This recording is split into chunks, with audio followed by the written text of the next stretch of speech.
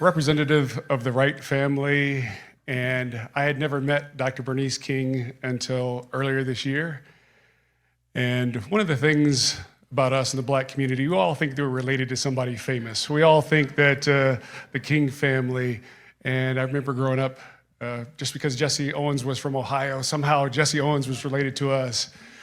I know that we have some family members here of mine that are from the Turner family, so we've also often romanticized that Nat Turner is also in our lineage, so I suggest you not roll up quickly on any of us after this.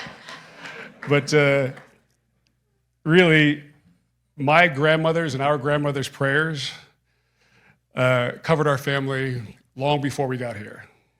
They prayed for that their children and grandchildren would dine with kings and queens, with prime ministers, and would do good works for our people. They tried to convince us that we were highly favored and that there was a mandate from heaven over our life. As a kid, I just thought they were being overly dramatic, to be honest, as grandmothers tend to do. But standing here on this stage in front of Dr. Bernice King, I know they were right. A few months ago, Dr. Bernice King, daughter of American royalty.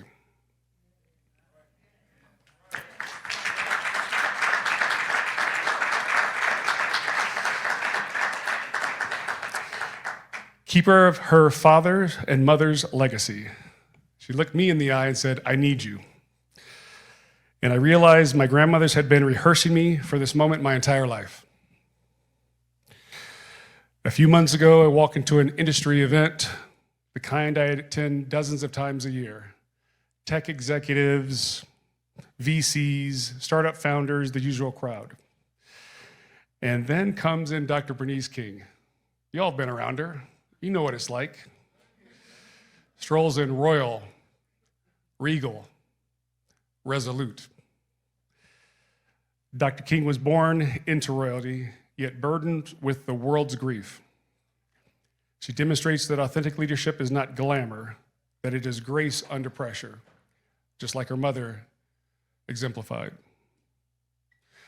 It's faith under fire. Authentic leadership is timeless, as in, I've been to the mountaintop, timeless. As in, I may not get there with you, timeless. She spoke about her father and her mother, Coretta Scott King, about their legacy, their mission, their sacrifice. The entire room went silent, and rarely am I speechless, but I was that night for sure. Somehow, I summoned up the courage to introduce myself to Dr. Bernice King, the proverbial sister that I had never met. Youngest child, famous father, powerful mother. Similarities. And we talked about letters from a Birmingham jail, and then she encouraged me to also read Where Do We Go From Here? As I prepared to excuse myself, not wanting to bother her and take up too much of her time, she leaned in and said, "I need your help." My help? What could I possibly, or how could I possibly help the King family and the King legacy? Dr. Bernice explained that she's rebuilding the King Center here in Atlanta, which is the equivalent of a presidential library, and that they have 4 football fields of precious artifacts preserved by her parents over all these decades. Thank goodness for for Coretta Scott King, not only the matriarch, but the guardian of these truths.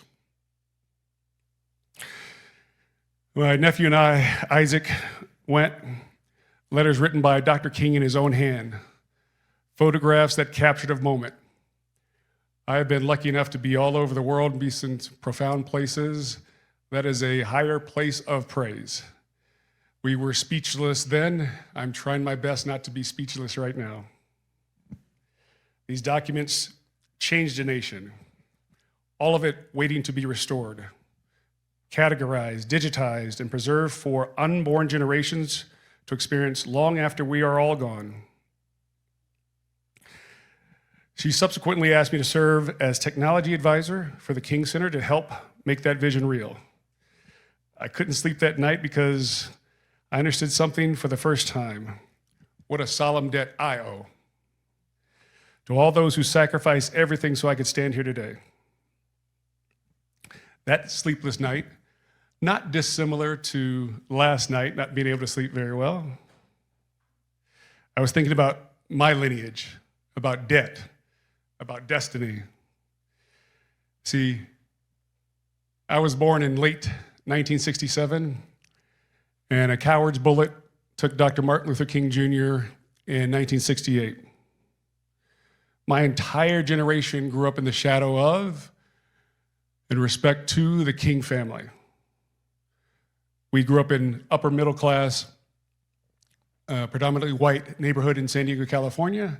So often I was the only child of color in the class, and they would ask me to recite the I Have a Dream speech during Dr. Martin Luther King weekend or day. Yeah.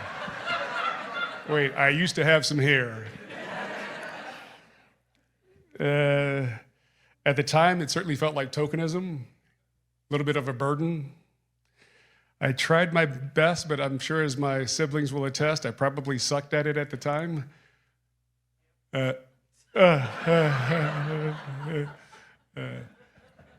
big afro and zero to no confidence and absolutely no connection to the historical moment that I was trying to connect with then, that I have now connected with all these years later. But my grandmothers and my mother were rehearsing me for this very moment, because my lineage and my ancestors remind me daily that strength is cumulative. I draw from a reservoir of greatness that my ancestors forged long ago. Now, sorry to bore you with some Wright family history, but Dr. Bernice King said I could build the slides as I wanted them, and so this is how I built them. In fact, my great-great-grandfather fought in the Civil War. Remember the movie Glory and the character Trip playing by Denzel? That's what I believe was the embodiment of my 17-year-old, at the time, great-great-grandfather, Edward Braxton. He and his brothers and his family members enlisted in 1863, when at the time, a Negro in military uniform could be summarily executed on the spot by the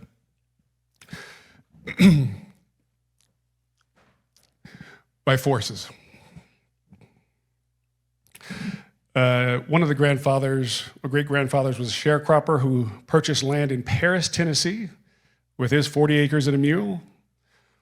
When grandfather was a Pullman porter, a quiet engine of dignity in a world that refused to see him. Another one was a football star in high school that was denied the opportunity to play in the high school championship game because of the color of his skin. That grandfather, my paternal grandfather, my father's father, then put that rage and fury into my father. And he channeled what my father used to call himself as a 11-year-old, 12-year-old fat kid from Toledo, Ohio. Went in the backyard with this grown man that had been passed up on his opportunity, put his fingers in the mud, and through blood, sweat, and tears, changed the course of every Wright that came after him. You see, in my family, everybody has an advanced degree except me, Dr. Bernice. My daughter has an advanced degree. My wife has an advanced degree. My nephews have advanced degrees. That happens because the stubbornness and the focus and the willingness to sacrifice. Now, this is where the through line comes back. What Dr. King did, he did that for everybody in the United States that had the courage to believe in love, have the courage to believe in opportunity, and to have the courage to believe in this beloved community. So Dr. King changed the trajectory of every single one of us who believes in justice and who still believes in loves. So when I stood in the archives wearing those white gloves, holding his letters, I felt my history collide with my destiny. I understood that my grandmother's audacious prayers, highly favored, mandate from heaven, weren't just faith, but they were prophecy. Because 12,000 ships carried 12 million Africans across the Atlantic to be enslaved for centuries here. A tragedy, a truth, a testament to survival itself. And in our Dr. Bernice King, she carries with her knitting together all of that trauma and that triumph. Through her, we see legacy is both wound and wonder, scar and sacred seed. And I realized again what a solemn debt I owe to the memory, to history, to truth itself. So why would Dr. Bernice King ask a tech executive that lives on the other side of the country for help? I don't know. Perhaps she saw that, my family is convicted to this, or felt that in the first time that we met in a way that's hard to explain. See, my oldest daughter, Alyssa, happens to be a civil rights lawyer. I'm not going to look at her because I will start crying, but graduated with honors and distinction from Stanford University, graduated with honors and distinction from Stanford Law School. During her summers, she worked here at the exoneration projects.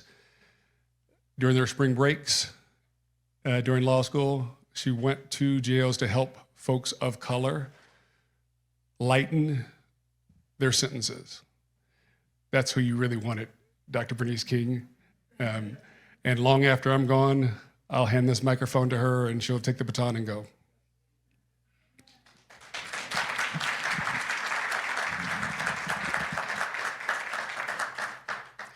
So why would the keeper of her father's moral legacy reach out to someone who spends his days building AI infrastructure with the world's most fascinating startups?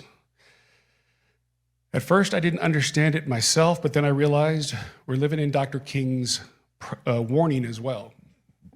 He said, our scientific power has outrun our spiritual power. We have guided missiles and misguided men. Said that in 1965, and it could be true right today in 2026. We have artificial intelligence capable of curing disease and spreading disinformation for profit. We have tools that can democratize opportunity or concentrate power in fewer hands than ever before. We have technology advancing faster than our moral imagination can keep pace. Dr. King saw this coming. And his daughter knows that the principles he died for, justice, love, nonviolence, the beloved community, must guide how we build the future. That's why she needs people like me. Not because I have all the answers, clearly I do not, but because I stand in this intersection. At NVIDIA, we work tirelessly to democratize access to the most powerful computing technology ever created. We also work tirelessly to give access to all. AI for good, AI for us, moral AI, responsible AI. It is not just energy unleashed, it's purpose and mission. We're enabling startups to build transformative AI companies that will reshape healthcare, education, quantum, fusion, robotics, climate, literally every aspect of human life. And to participate on a nonprofit board, we have to ask our CEO. So my CEO, Jensen Huang, one of the most important important men in the creation of and the evangelization of AI, runs a $4.6 trillion market cap company, and he is on planes, trains, and automobiles all day, every day, working with partners and governments. He, on one of the flights, told me that he gets about 1,000 emails a day. And he uses AI to help him sort through those those emails. So I sent him an email explaining what I would like to do, and 93 seconds later, he came back with an emphatic yes, with 4 simple words: go do great work. Now, I don't know what that means yet, but Dr. Bernice King and the King family will tell me what to do, and I will be a servant to that.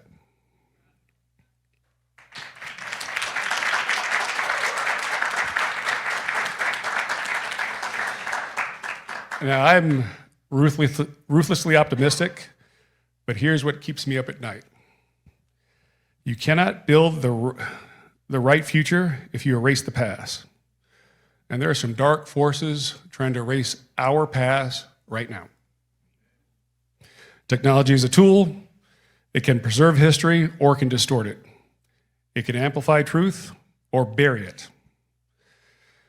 The same AI that can help us digitize and protect 4 football fields of irreplaceable artifacts can also generate deep fakes that try to rewrite the history entirely. The same platforms that connect us can divide us. The same innovation that promises abundance can deepen inequality. So let me ask us, what in our character in this age of AI, will we use these tools to preserve what is sacred, or will we let convenience erase our moral compass? Will we lead with love, or let algorithms amplify the hate? Will excellence be preserved or erased? Standing here today, I already told you I feel like an imposter. What I know about authentic leadership, I've witnessed it for generations. Fathers, mothers, brothers, children. But maybe that's the point of why Dr. Bernice King asked me. Authentic leadership isn't about having all the answers. It's about asking the right questions. It's about aligning power with purpose, influence with integrity, and this innovation, especially with inclusion. It's about understanding that the harder the challenge, the deeper the call. The heavier the burden, the more hands must carry. And it begins where comfort ends. That's why I accepted this mission, not because I'm worthy. I am not. I clearly am not. But because I owe a solemn debt and vow to use every tool, every gift, every connection I have to preserve the truth that makes us all free. So what does it mean to lead authentically in this critical hour? Dr. King gave us the answer. The ultimate measure of man is not where he stands in moments of comfort and convenience, but where he stands at times of challenge and controversy. We are in times of challenge and controversy. And the measure now belongs not just to individuals, but to institutions, nations, and to humanity itself. So here's what authentic leadership looks like in practice.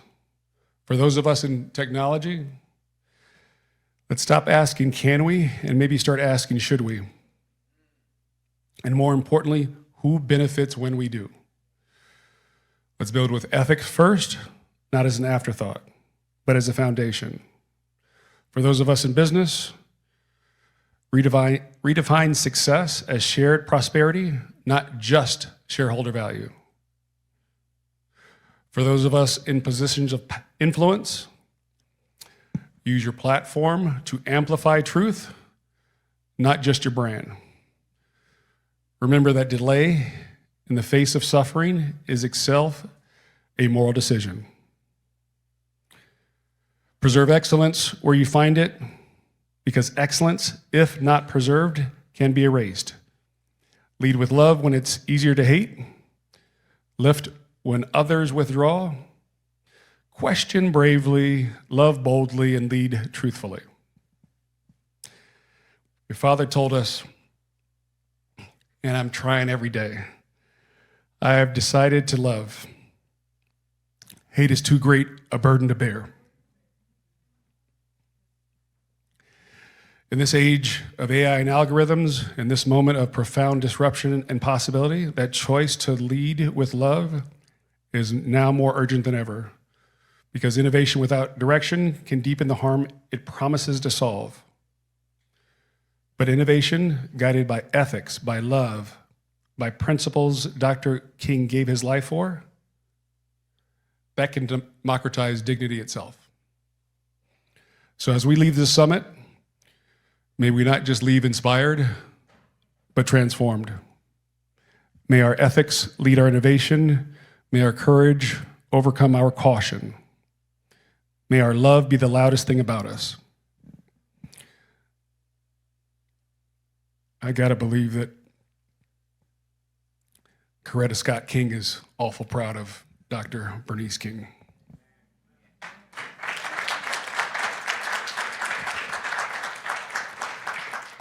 As Dr. Bernice King demonstrates every day that authentic leadership is not just glamour, it's grace under pressure, faith under fire. It's not perfection, it's purpose. It's not comfort, it's conviction. It's not applause, it's alignment. When I met her, my history collided with my destiny. And I understood that my task is not simply to achieve, but to preserve, to restore, to protect, and digitize the moral treasures of the 20th century so that they can instruct the consciousness of the 21st century. That's my solemn debt. And I'm asking you all to help me repay it. Support the King Center. Visit the archives if you haven't already. Share the stories. Tell the truth. Teach the principles. They led with love when it was easier to hate. They lifted when others withdrew. They preserved what others forgot. That's what we want the historians to say about this generation. What a solemn debt we owe to the dream and to the dreamer himself. I'm not quite sure how, Dr. Bernice, but as my grandmothers and other family members as my witness, before I leave this earth, I will do something profound enough to properly honor you, your parents, and the King family. Thank you.